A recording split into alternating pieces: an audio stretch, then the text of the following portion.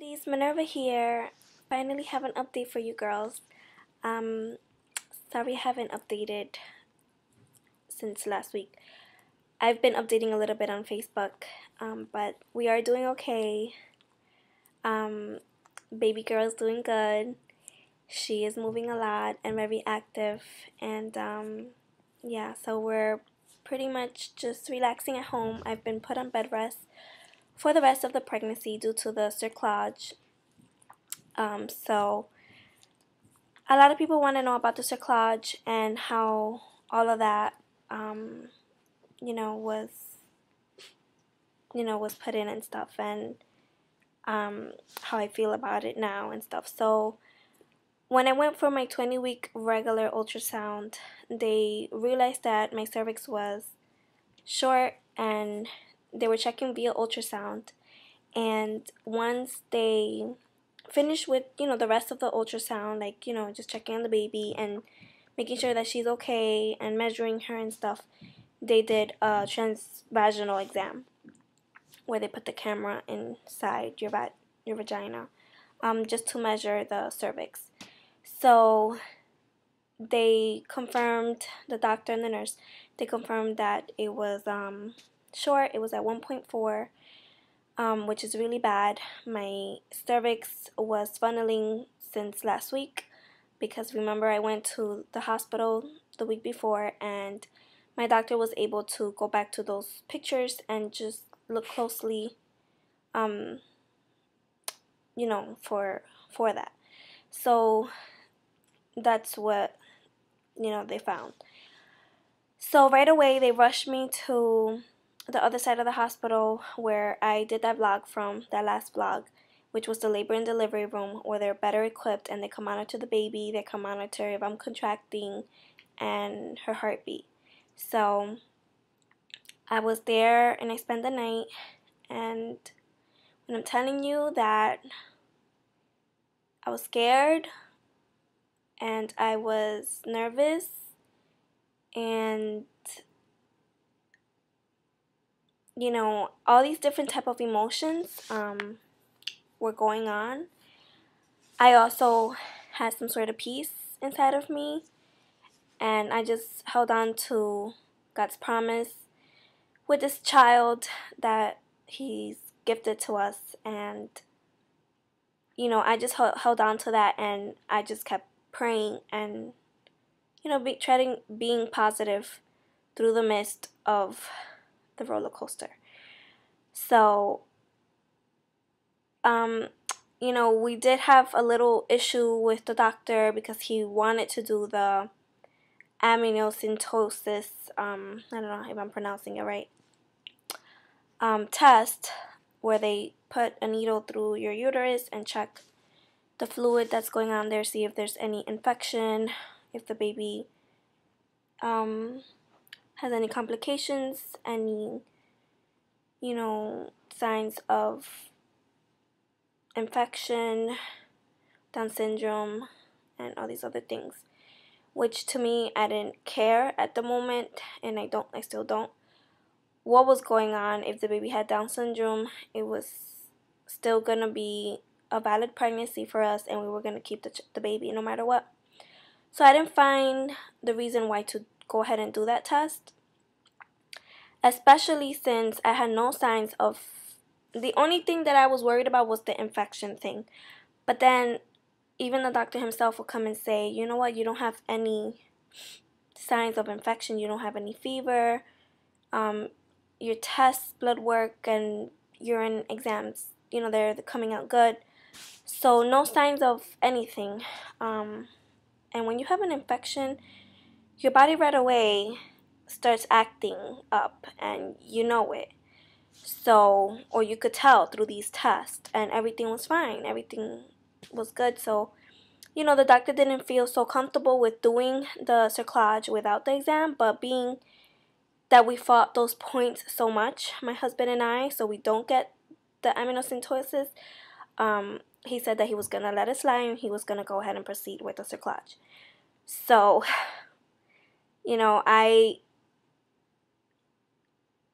I read a lot about, the cerclage, and the risk that you're putting your baby through and yourself, risk of infections, of bleeding, your water breaking, and all this stuff. But I didn't entertain those thoughts, and I just kept positive, and I I just kept my faith. And that's when your faith is really tested, when you have to make like this incredible decision as first parents to to save your baby and to continue on with this pregnancy.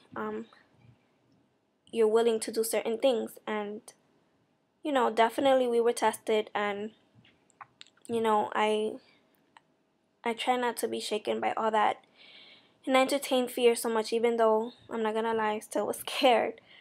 But I knew everything was gonna come out good, and a lot of you girls were praying for me and people from my church and my family and friends.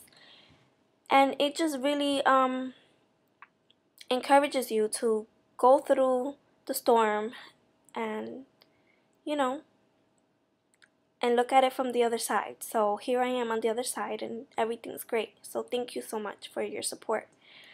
So the next day we had the ultrasound, and we had the Curclage, and it only lasts like 30 minutes. They numb you up with epidural, not just the regular epidural, the epidural that they give to women that are gonna get C-sections, so completely dead where you don't feel anything, like a train track.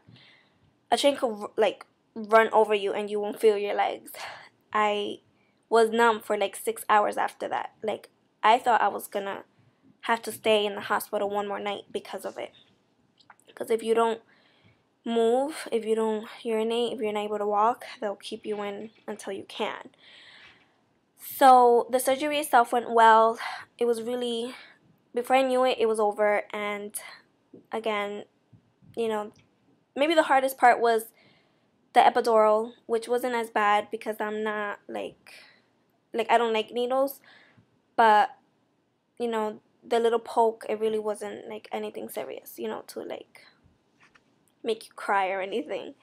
At least not for me. So that went pretty well. And then your legs numb up right away, and they raise up your legs and they sit you on this little bed that's so skinny that I thought I was gonna fall off. But and they covered me with all these sheets and stuff to keep me warm.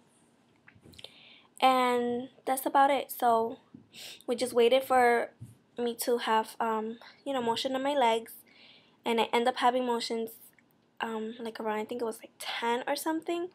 So I ended up going home that same night. I was so happy to go home, to be in my bed, and to be with my dogs, who I missed so much. And yeah, so the first thing I did after I got out of the operating room, they put you in recovery room. My husband met me there. He had this big bucket of like, not big bucket, but like a small bucket of chicken, fried chicken, and I like tore it up. I was like, you have to give me some food because I'm starving. So I just like ate like 8 pieces of chicken. Like, it was crazy. He was taking pictures of me. It's pretty nasty, so I'm not gonna post anything up. But yeah, so it was really crazy, that whole day. And then the following day after that, that's when I started feeling very sore and achy, and I couldn't really sleep well that night either. I even still have like this pain right behind my leg, on the bottom. So I don't know if it's because of that, or maybe I got hurt while getting my legs down. I don't know. But I'm here, and I'm so happy that everything went well. And again, I just want to thank you all. I highly recommend the Curclage to whomever has an incompatible has any issues with their cervix. I know it's a hard process to think about, or you think it's gonna be a hard process, but it turned out great for us, and I don't regret it at all. And so far, no signs of infections. My water didn't break. I haven't even bled.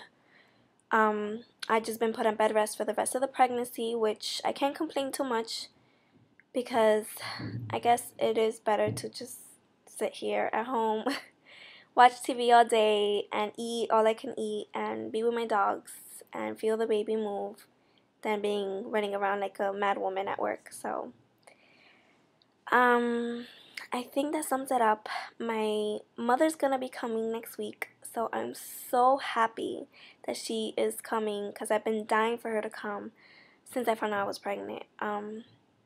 So, you know, even though it's, under these circumstances, um, I'm happy that she's gonna be here with us and she's gonna be staying with us.